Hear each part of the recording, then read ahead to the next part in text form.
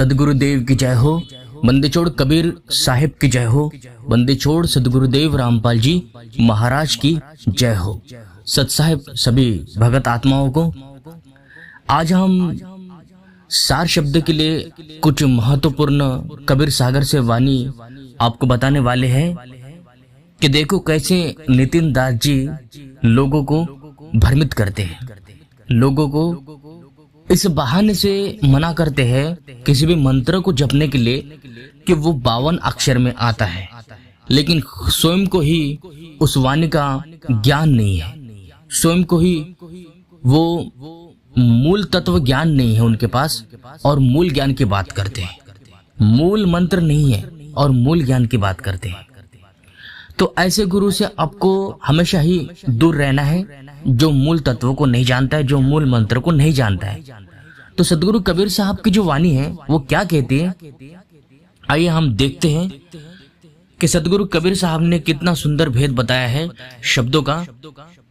क्योंकि यदि हम वो समझ लें तो हमारा जो भी भ्रम है मंत्रों के लिए, शब्दों के लिए, अकह नाम के लिए, नी अक्षर नाम के लिए, वो खत्म हो जाएगा।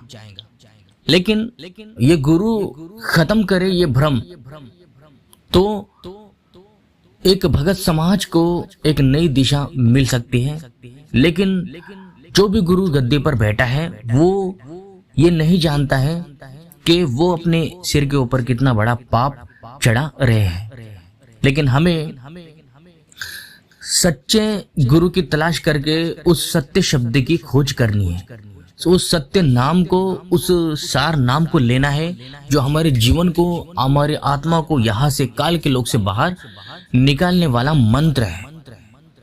कोई ध्यान हठयोग साधना नहीं है कि कोई ध्यान लगाने से हम इस शरीर तत्व से बाहर हो जाएंगे, मन तत्व से बाहर हो जाएंगे। नहीं, इस आत्म तत्व को छुड़ाने के लिए, बंधन से मुक्त करने के लिए वो बंदी छोड़ का वो एक अक्षर काफी है। वो एक अक्षर जाने बिना हमारी मुक्ति संभव नहीं है। उसी एक अक्षर के चक्कर में इतने सारे पंथ बन गए हैं, इतने सारी शाखाएं बन गई हैं उसी एक अक्षर को बताने के लिए। और जाकर देखा तो किसी के पास भी वो एक अक्षर नहीं मिला, सिवाय संत रामपाल जी महाराज के अतिरिक्त अन्य किसी भी कबीर पंथी के पास मूल तत्व ज्ञान, मूल मंत्र है ही नहीं। और इस बहाने से मना करते हैं और फिर आपको जोड़ते हैं ध्यान से, कोई जोड़ते हैं त्रिकुट से, कोई जोड़ता है आत्मा से, क्योंकि उनके पास वो शब्द नहीं है, उनके पास वो ज्ञान नहीं है मूल मंत्र का। और कोई भी जो मंत्र जपते हैं, हठयोग साधना, ध्यान लगाना, ये मनमुखी गुरुओं की सोच है, ये कबीर साहब की सोच नहीं है। कबीर साहब ने क्या बताया है ये वाणी के माध्यम से हम जानने वाले हैं। देखिए वाणी क्या कहती है। मुक्तिबोध नामक अध्याय में ये वाणी आपको मिलेगी और इसी वाणी को ये कबीर पंथी कभी नहीं पढ़ते हैं। यदि ये वाणी पढ़ ले तो कबीर पंथी का जो मूल मंत्र है उसके बारे में ये समाज जरूर सोचने लगेगा, यदि हम इस वाणी को समझ जाए तो। संत गरीबदास महाराज जी के वाणी में भी कितना प्रमाण मिलता है मंत्रों का। वाणी के शुरुआत में ही प्रमाण मिलता है और मंत्रों का तो उन्होंने एक सुंदर वाणी बोली है मंत्रों के लिए। बिना मंत्र के कोई पार हो ही नहीं सकता है। गरीबदास महाराज जी कहते हैं, गुरु नानक देव जी कहते हैं, जितने भी महान संत होकर गए हैं, जिनको परमात्मा आकर मिले, उन सभी संतों ने बताया है कि मंत्रों के बिना, उस तारक मंत्र के बिना हमारी मुक्ति संभव ही नहीं है। तो वाणी कहती है, मूल मंत्र जही पुरुष के पासा, सोई जन को खोज ले दासा। यहाँ पर देखिए सदगुरु कबीर साहब क्या कहते हैं कि मूल मंत्र जिस गुरु के पास है उस गुरु की तलाश कीजिए, उस गुरु की खोज कीजिए कि हे भगत आत्मा, तो उस गुरु की तलाश कर जिसके पास ये मूल मंत्र है, मूल साधना है, सत भक्ति है, सत्य पुरुष परमात्मा को पाने की विधि है। अब उसको कैसे पाया जाता है? उसको मंत्र से पाया जाता है। मंत्र क्या है? मंत्र एक शब्द है, एक धुन है, जिसकी ओर ये आत्मा खींची चली जाती है। उस आत्मा को वो शब्द अपनी ओर खींच लेता है। मूल मंत्र हर एक देवताओं का होता है। जब हम मूल मंत्र का जाप करेंगे तभी वो देवता पंच प्रधान जो हमारे इस शरीर तत्व में बसे हुए हैं, 7 कमल चक्र में बसे हुए हैं, पंच प्रधान जो है वो पूरी तरह से हमारी मूल मंत्रों से ही वो पूर्ण लाभ देते हैं। उनका पूर्ण जो लाभ है वो मूल मंत्र से ही मिलता है। और बिना मूल मंत्र के कोई भी पंच प्रधान देवताओं से लाभ नहीं उठा सकता है। संसारिक जो भी कार्य है, संसारिक जो भक्ति किया करते हैं, मूर्ति पूजा करते हैं, ब्रह्मा विष्णु महेश की पूजा करते हैं, इन सभी साधना से, इन सभी उपायों से, व्रत से, मंदिर में जाने से उतना लाभ नहीं मिल सकता है जितना मूल मंत्र से मिलता है। इसीलिए बात सदगुरु कबीर साहब ने यहाँ पे बताई है कि उस मूल मंत्र को देने वाला गुरु की खोज कीजिए। उस गुरु की तलाश हमें करनी है जो इस मूल मंत्र का हमें जाप देता हो। और जो गुरु इस मूल मंत्र का खंडन करते हैं वो कबीर साहब के अनुसार कबीरपंथी नहीं है। नाम कबीरपंथी रखने से, कबीर साहब का नाम लेने से, वाणी पढ़ने से कोई कबीरपंथी नहीं बनता है। यदि कबीर साहब का ही ज्ञान हम देखें तो कबीर साहब ने मंत्र की बात कही है। लेकिन ये जो गुरु है, झूठे गुरु जो बैठे हैं गद्दी पर, शाखाएं बना के बैठे हैं, वंश गद्दी की स्थापना करके बैठे हैं, उनको ये पता ही नहीं कि मूल साधना क्या है। खोपड़े में ध्यान लगा रहा है कोई धुन के पीछे भागता है, कोई अनहद धुन सुनने में लग जाता है, वो कान में उंगली डालकर वो अपने शरीर के जो अंदर धुन चलती है उसको सुनते रहता है। कोई ध्यान लगाता है, कोई ध्यान में ही वो शब्द खोजने का प्रयास करता है। कोई खोपड़ी में ध्यान लगाता है, कहता है कि ये खोपड़ी में सार शब्द है। कोई कहता है तू ही सार शब्द है, तुझे और किसी वस्तु की तलाश करने की कोई आवश्यकता नहीं है।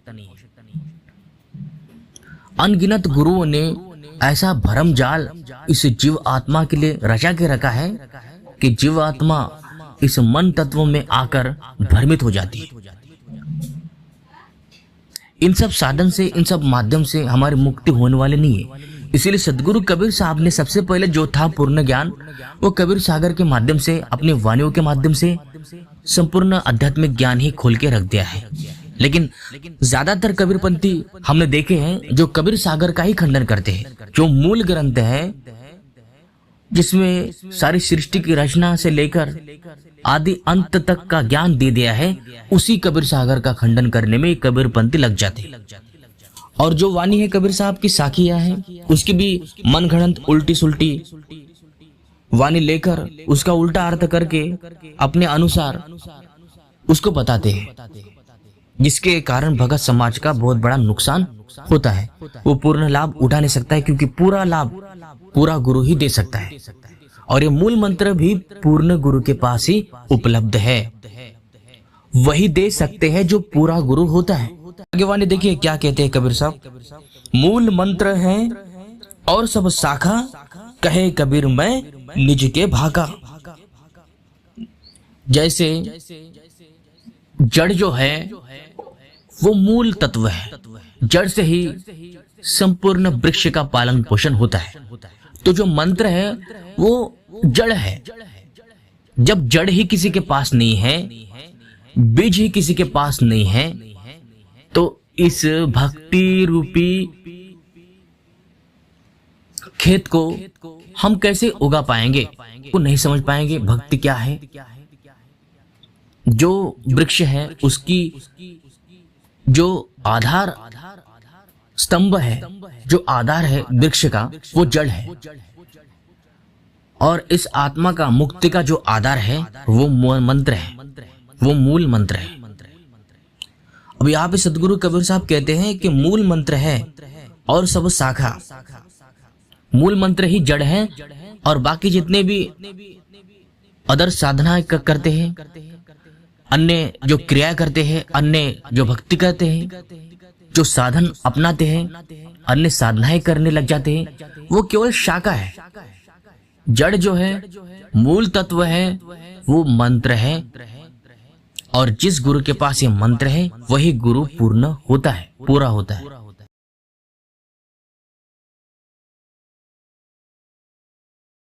कबीर साहब कहते हैं कि मैंने इसे बोलकर बताया। बोलकर बताया सदगुरु कबीर साहब ने उस मूल मंत्र को, जड़ तत्वों को, सार तत्वों को, सार नाम को, विदेह नाम को, नि अक्षर नाम को, अकह अबोल शब्द नाम को निज के भागा, यानी खुद से बोलकर मैंने बोल दिया। आदि नाम हम भाग सुनाया, ये मूर्ख जीव मरम ना पाया। तो उस आदि नाम को सदगुरु कबीर साहब ने बोल के बताया, लेकिन वो बोलने वाली चीज नहीं है, वो बोलने वाली वस्तु नहीं है, वो सुनाई नहीं देती है, वो बोल में नहीं आते, वो अबोल है, अका है, सुनन कहन से न्यारा है।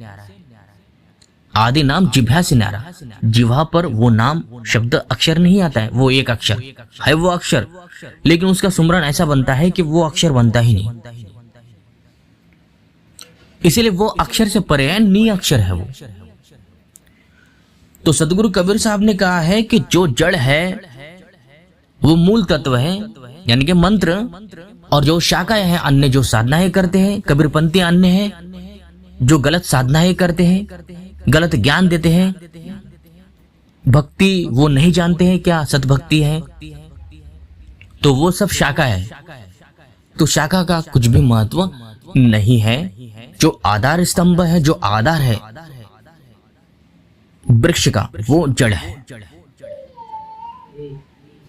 तो सदगुरु कबीर साहब आगे कहते हैं, तो यहां से ही ये जो कबीरपंथी है ज्ञान चुराते हैं, यही से वो शब्द लेकर आपको भ्रमित करते हैं। यहां पर देखिए सदगुरु कबीर साहब क्या कहते हैं, लिखो न जाए कहे को पारा, है अक्षर में जो पावे निर्बारा।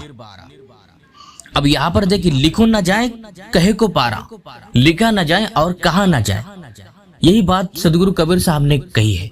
क्योंकि लिखा ना जाए और कहा ना जाए, लिखा ना जाए अर्थात जितने भी वेद ग्रंथ, पुराण शास्त्र है, गीता है, जितने भी शास्त्र बने हैं, जितने भी शास्त्र लिखे गए हैं, उन सभी शास्त्रों में वो अक्षर लिखा नहीं गया है। इसलिए ये बात सदगुरु कबीर साहब ने उन ग्रंथों के लिए, वेदों के लिए, पुराणों के लिए बताई है कि ये आत्मा वेद और ग्रंथ, पुराण, गीता को ही संपूर्ण आध्यात्मिक ज्ञान का स्रोत जानते हैं। इसीलिए सदगुरु कबीर साहब ने सबसे पहले वार ग्रंथों पे किया है कि वो किसी भी ग्रंथ में, शास्त्रों में लिखा नहीं गया है। और ये कबीरपंथी नकली कहते हैं, कबीरपंथी 52 अक्षर में नहीं आता है, क्योंकि यहाँ पे शब्द बोला गया है कि लिखा नहीं गया, लेकिन आगे शब्द देखिए क्या कहता है अक्षर में जो पावे निर्बारा, है अक्षर में। यहाँ पर देखिए सदगुरु कबीर साहब ने अक्षर का खंडन भी किया है और ये भी बताया है कि वो है अक्षर में, 52 अक्षर में है वो, लेकिन इसका भेद जो पाता है वही पूरा गुरु होता है, पूर्ण संत तत्वदर्शी होता है। तो तत्व का लखाने वाला होता है शर तत्व, अक्षर तत्व और परम अक्षर तत्व। इन तीनों तत्वों को लखाने वाला तत्वदर्शी संत होता है। और जो नितिन दास जी जैसे, मधु परम हंस जी जैसे अन्य जितने कबीरपंथी हैं जो नकली साधनाएं करते हैं, कबीर साहब के विरुद्ध में ज्ञान बताते हैं, तो ये सब लोग जितने बने हैं गुरु, ये सब नहीं जानते उस मूल शब्द को, मूल नाम को, मूल ज्ञान को। ये सब शाखा है और शाखा को ही इन लोगों ने जड़ समझ लिया है। भारी भूल तो यहाँ पर हुई है कि शाखा को ही हमने जड़ समझकर हम शाखा के अनुसार ही साधना करने में लग गए हैं।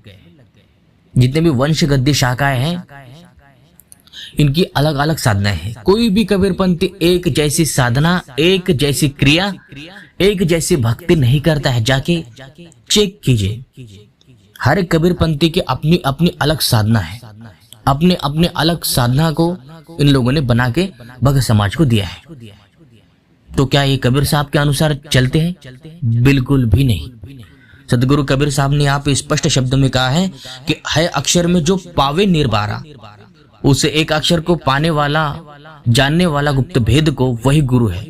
लेकिन इन्होंने उस अक्षर को नहीं जाना, लेकिन अक्षर का ही खंडन किया। ये कहते हैं लिखो न जाए लिखा में नाई, गुरु बिन भेंट न होवे ताई। कि लिखो न जाए और लिखा में नाही, कि किसी भी वो ग्रंथ में, किसी भी शास्त्र में वो लिखा नहीं गया। यदि कहीं लिखा गया है तो वो भी गुप्त भेद सदगुरु से ही प्राप्त हो सकता है। अब इसी वाणी को चुरा कर नितिन दास जी हमेशा कहते रहते हैं कि संत रामपाल महाराज जी तो अक्षर वाले नाम देते हैं, जबकि लिखा नहीं गया वो अक्षर। इसी का आधार बनाकर वो 52 अक्षर का ही खंडन करने में लग जाते हैं। तो इसी वाणी का आधार बनाते हैं ज्यादातर जो कबीरपंथी है, वो इसी वाणी को आधार बनाकर ज्ञान सुनाते हैं कि लिखो ना जाए लिखा नहीं गया, लिखा में नहीं। लेकिन सदगुरु कबीर साहब ने कहा है कि है अक्षर में जो पावे निर्बारा, अक्षर में है वो, लेकिन जो इसको जान लेता है वही पूर्ण गुरु होता है। अब जितने भी गुरु बने हैं कबीरपंथी को चलाते हैं, कबीरपंथी नाम से जो पंथ चलाते हैं, इसका मतलब ये नहीं है कि कबीर साहब को पूर्ण रूप से जानते। आज तक के जितने भी कबीरपंथी बने हैं, सिवाय संत रामपाल महाराज जी के अतिरिक्त किसी भी कबीरपंथियों ने सदगुरु कबीर साहब को पूर्ण परमात्मा नहीं बताया है, ना वो सिद्ध कर पाए। लेकिन जब से संत रामपाल महाराज जी ने कबीर साहब को परमात्मा बताया है, सब उनकी ही बोली भाषा बोलने लगे हैं। नितिन दास जी के जितने भी ये पंथ है, शाखा है, मदन पंथ है, जो वो सदगुरु कबीर साहब को परमात्मा नहीं मानते, सदगुरु ज्ञानी पुरुष मानते हैं। अब जब से संत रामपाल महाराज जी का ज्ञान प्रसार हुआ है, जब से इस भारत देश में संत रामपाल महाराज जी आए हैं और उन्होंने जो कबीरपंथी को ज्ञान दिया है, सदगुरु कबीर साहब को परमात्मा बताया है, तब से नितिन दास जी जैसे अन्य जितने कबीरपंथी हैं वो कबीर साहब को परमात्मा बोलने लगे हैं। और बहुत सारे मैंने कबीरपंथी देखे हैं जो सदगुरु रामपाल महाराज जी की कॉपी करते हैं, उनका ज्ञान चुराते हैं और स्वयं ज्ञानी बनने का पूरा प्रयास करते हैं, जबकि उनको कख नहीं पता। तो सावधान रहिए और बच के रहिए ऐसे नकली गुरुओं से, नकली साधु संतों से, जो आपको वो एक अक्षर नहीं प्रदान कर सकते हैं। वो एक अक्षर पूरा गुरु ही दे सकता है। तो मिलते हैं अगले वीडियो में, तब तक के लिए सभी को सत साहेब, जय बंदी छोड़ की, जय बंदी छोड़।